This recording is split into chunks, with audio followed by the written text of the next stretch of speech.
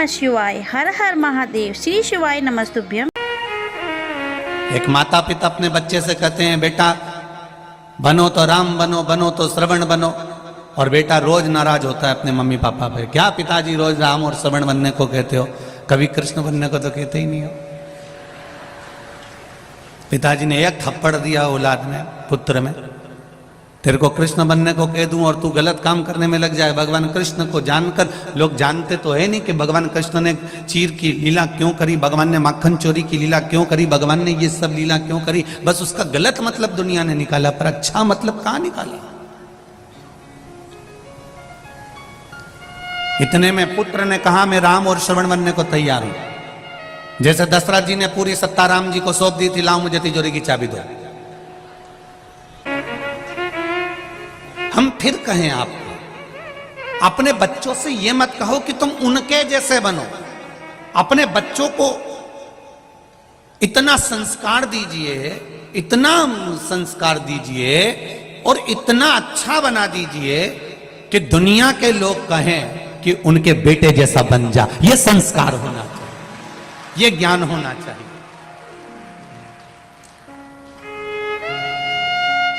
और ये जितना भी देने वाला है ना, ये जितने मेरे भाई लोग बैठे हैं, जितने लोग ये मेरे भाई बंधु बैठे हुए हैं, जितने भी पुरुष वर्ग यहाँ बैठे हैं, जितने भी जी जाओन मेरे बैठे हैं, तो उनसे निवेदन करूंगा, जितने भी भेरू यहाँ बैठे हैं उनसे निवेदन, इनका काम, मेरी माताओं से निवेदन है, ये पुरुष का काम कमा कर लाना, तुम्हारे हाथ में देना। अच्छा कमाना, अच्छा खिलाना, अच्छा पहनाना, अच्छा खर्च करना, यह पति का काम होता है। पर बच्चों को अच्छा संस्कार देना, यह माता का काम होता है।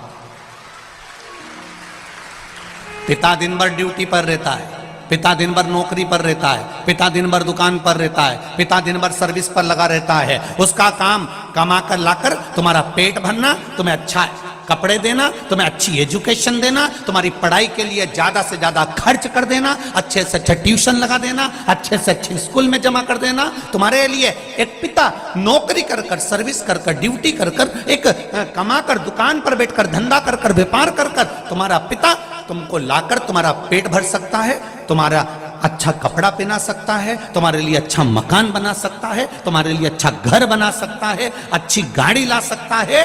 पर उस बच्चे को अच्छा संस्कार देना, नम्रता देना, पिता से सही तरह से बात करना केवल मां ही सिखा सकती है। वो माता का कर्म है कि माता उसको किस तरह से डील कर रही है, माता उसको किस तरह से सिखा रही है। और दिन भर माता अगर मोबाइल पर 24 घंटे लगी रहे तो बच्चे भी मोबाइल पर 24 घंटे लगे रहते हैं। माता को मोबाइल चलाने का भी एक समय रख लेना चाहिए कि मैं रात को 1 घंटा 2 घंटा या सुबह चलाऊंगी, बच्चों पर ध्यान दूंगी। मेरे बच्चे कहाँ जा रहे हैं, क्या कर रहे हैं, बच्चों में क्या हो रहा है, उन बच्चों पर हमारा केंद्र होना चाहिए।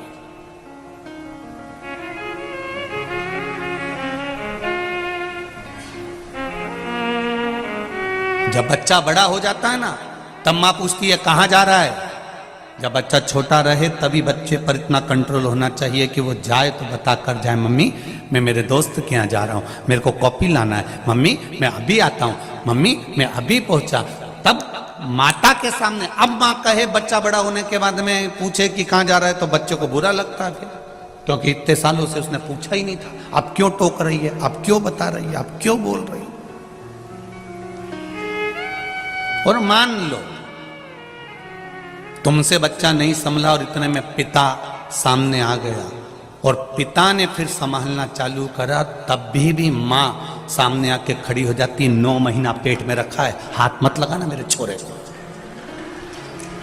9 महीना पेट में रखा है, मेरे बेटे को हाथ मत लगाना, बार बार जरा जरा सी बात में मारा मत करा करो, बच्चों को जरा ध्यान रखा करो। तुम जरा जरा सी बात के लिए टोकने लगते हो, मारने लगते हो। कभी 500 का नोट नहीं दिया, कभी 1000 का नोट नहीं दिया, कभी 2000 नहीं दिया, कभी 200 रुपए नहीं दिए। पिता कहता है ये सब कुछ जो कमाया है सब इसी का तो है, अगर आज मैं हाथ से नहीं दे रहा हूं तो बाद में तो मिलेगा ना। कौन सा मैं बांध कर छाती पे रखकर ये सब ले जाऊंगा? और जो मर गए वो कौन सा फ्रिज बांध के ऊपर ले गए, कि एसी बांध कर ले गए, कि अलमारी ले गए? हो सकता है इधर कानपुर वाले ले जाते हो तो बात दूसरी है। कौन मरने पर लेकर चले गया? सब छोड़ा तो यही है। और इतने लोग बैठे हैं, अगर बेटा नहीं भी पूछता है, बच्चे नहीं भी पूछते हैं, इसके बाद अगर कोई कह दे इनसे कि तुम्हारा बेटा तुमसे नहीं पूछता, तुम्हारी बहू तुम्हें नहीं पूछती, तुम्हारे रिश्तेदार तुमसे नहीं पूछते, तुम्हारे परिवार वाले तुम्हें नहीं पूछते, एक काम करो पूरी प्रॉपर्टी उठा के कहीं दान में दे दो, तो भी नहीं देगा।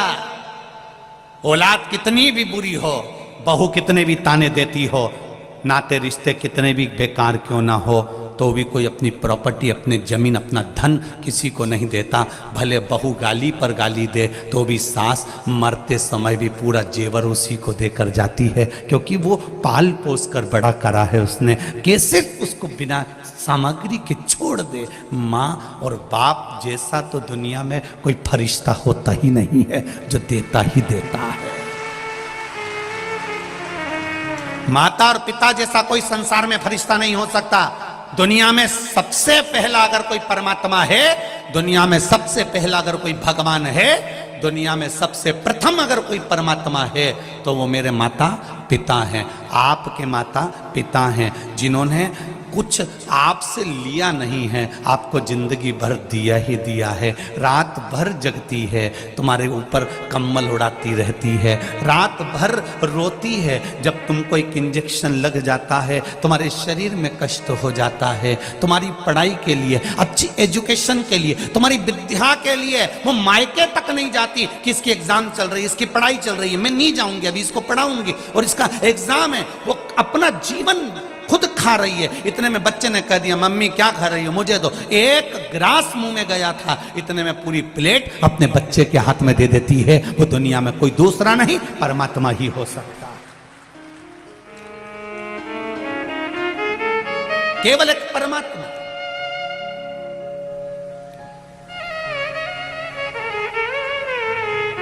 बस उनको किस समय पर किस चीज की जरूरत है, उस समय पर हमको अनुमोदन होना चाहिए।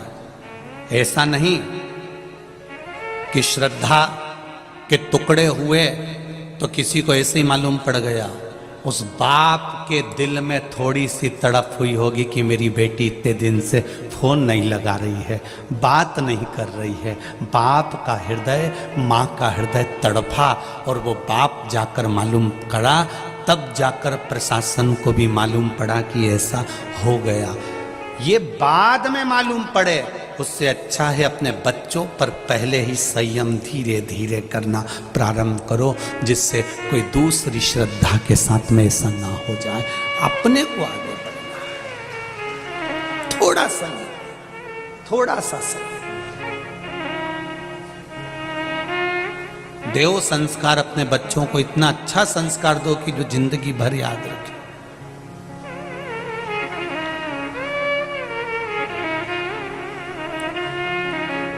मीरा भी अच्छी थी, कर्मा भी अच्छी थी, ध्रुव जी भी अच्छे थे, प्रहलाद भी अच्छे थे,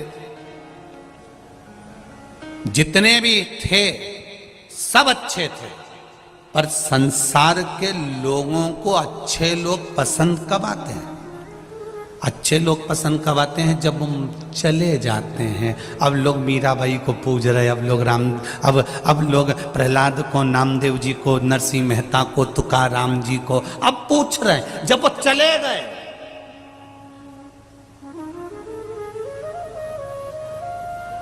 दुनिया के लोगों को अच्छे लोग पसंद कब आते हैं? जब वो चले जाते हैं।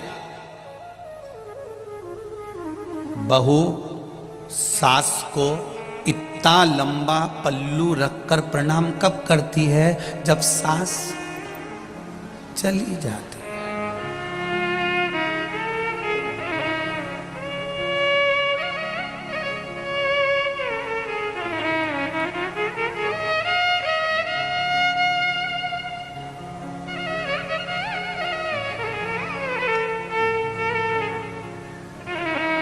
माताएं अगर घर से बाहर भी निकलती थी ना, तो एक तन पर अलग से एक सफेद कपड़ा या कोई लुगड़ा ओढ़ कर मुख तक ढाक कर तब निकलती थी। ये यहाँ की प्रथा रही हुई है। कितनी मर्यादा रही हुई है जरा ध्यान दीजिए।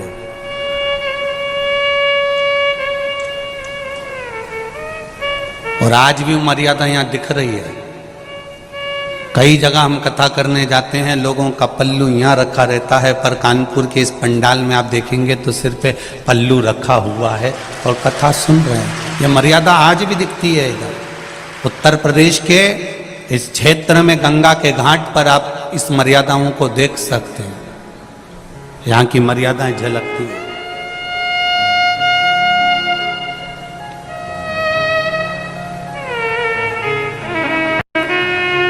होना चाहिए थोड़ा सा। अपने जीवन का एक आनंद ही दूसरा है, सुख ही दूसरा है।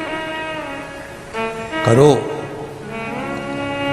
बहुता में हम बहुत नहीं कहते आप लोगों से कि आप बहुत कंट्रोल में रहें, हम तो इतना कहते हैं। वो कोई कह रहा था आज के गुरुजी कि आज कोई कह रहा था वहीं पर सुबह सुबह के टाइम पर, गुरुजी अभी तो शिव पुराण की लहर चल रही है।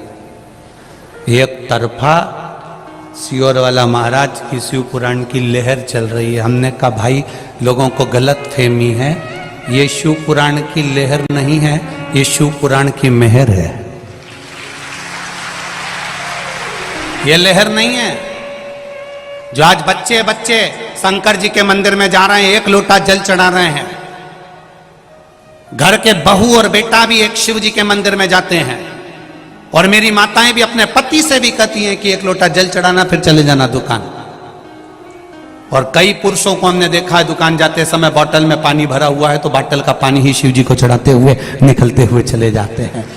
ये लहर नहीं है, ये मेहर है शंकर भगवान की।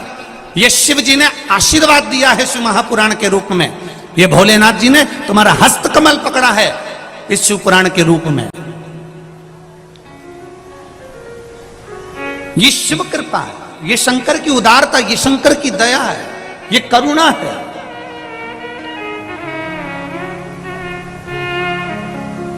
मेरे शिव को आडंबर प्रिय नहीं है, ये निश्चित है। शंकर भगवान को आडंबर से मतलब है ही नहीं। शिव जी कई लोग बहुत सारा अगर तिलक लगा लें, बहुत लंबे बाल बना लें और बहुत आड़े टेढ़े वस्त्र पहन ले और सोचें कि हम भगवान को रिझा लें, हम भगवान के सही भगत हैं, तो ये भगवान कहते हैं मैं कपड़े से कभी प्रसन्न नहीं हुआ। कपड़े तो मेरे को प्रसन्नता लेते ही नहीं। हम कौन से कपड़े पहने जिससे भगवान प्रसन्न हो जाएं? शिव पुराण कहती है कपड़ा बदलने की जरूरत नहीं, कलेजा बदलने की जरूरत है, भगवान प्रसन्न हो जाएंगे। आप दिल तो बदलो, मन तो बदल ही नहीं पा रहे हो, चित्त तो बदल ही नहीं पा रहे हो, आपकी एकाग्रता तो बदल नहीं पा रहे हो, आप भगवान की शरणागति तो ग्रहण नहीं कर पा रहे हो और कहते हो मैं परमात्मा को पाना चाहता हूं, मैं भगवान को अपना बनाना चाहता हूं। कई ऐसे लोग आते हैं जो हमसे भी कहते हैं भगवान तो तुम्हारा दिखता ही नहीं है। तुम इतनी बड़ी बड़ी कथा सुनाते हो, कभी भगवान आज तक हमको दिखा ही नहीं। भगवान को देखने की सोचना भी मती। भगवान को सुनो, भजन करो और श्रवण करो। देखना क्यों नहीं? कारण क्या होता है?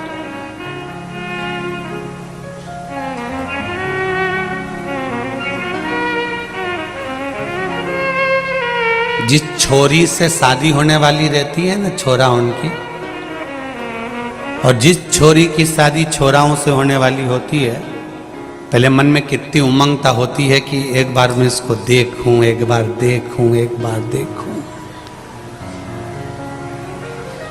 और शादी नहीं हो जब तक तो ललकता रहे कि देखूं, और जब जगदम्बा घर में आ जाए फिर भेरू तेरे को रोज का सिंदूर चढ़ा है, रोज। अब क्या कहता है? मैं तो मर जाऊं तो अच्छा, इससे पीछा छूट जाए तो अच्छा। क्यों? पहले तो तू गा रहा था तुझे ना देखूं तो मुझे चैन आता ही नहीं है। पहले तो तू ही गा रहा था, अब कहां गया? ये संसार है भाई। तुम्हारे पास में जो गाड़ी नहीं होती है, टू व्हीलर, फोर व्हीलर, जो कंपनी की गाड़ी तुम्हारे पास में नहीं है, उसको पाने की ललकता बढ़ती है। बोलो सही है कि गलत है? जब वो गाड़ी तुम्हारे दरवाजे पर आ जाती है तो 2, 4, 8 दिन, 15 दिन, महीने भर के बाद ललकता समाप्त। तुम्हारे पास में जो पर्दे नहीं होते, किसी क्या देखी हो तो ललकता बढ़ जाती, पर्दे आ गए, ललकता समाप्त। फ्रिज नहीं है तो फ्रिज की ललकता बढ़ रही है, फ्रिज लाना है, फ्रिज लाना है, फ्रिज लाना है, फ्रिज घर में आ गया, ललकता समाप्त। लोग कहते हैं कि परमात्मा क्यों नहीं दिखता? शिव महापुराण की कथा कहती है इसीलिए नहीं दिखता क्योंकि वो तुम्हारी ललकता समाप्त नहीं करना चाहता। वो चाहता है तुम्हारा भजन चलता रहे, वो चाहता है तुम्हारा स्मरण चलता रहे, वो चाहता है तुम 1 लोटा जल चढ़ाते रहो, वो चाहता है तुम भजन करते रहो, वो चाहता है तुम कीर्तन करते रहो।